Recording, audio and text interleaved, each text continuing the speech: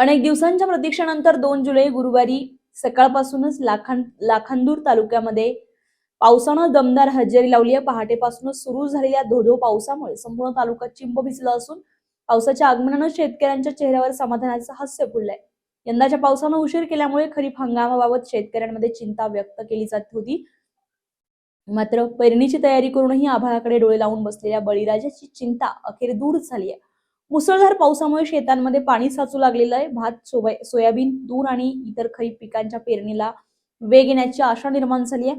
तालुक्यातील अनेक लहान मोठे नाले आणि ओढे वाहू लागलेत। वातावरणातही गारवा निर्माण झालाय। दीर्घकाळाच्या उकाड्यानंतर नागरिकांनाही मोठा दिलासा मिळालाय। बाजारपेठा, रस्ते आणि सार्वजनिक ठिकाणी पावसामुळे काही काळ वर्दळ कमी झाली असली तरी शेतकऱ्यांसाठी हा पाऊस आनंदाची पर्वणी ठरलाय।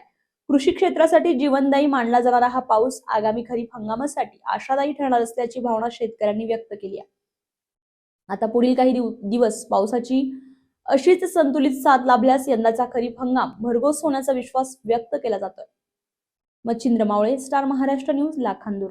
नवनवीन घडामोडी पाहण्यासाठी स्टार महाराष्ट्र न्यूजला सबस्क्राईब करा आणि ताज्या बातम्यांचे अपडेट मिळवण्यासाठी बेल आयकॉनला प्रेस करा आणि परिपूर्ण बातमीबरोबर रहा, इतरांपेक्षा एक पाऊल पुढे।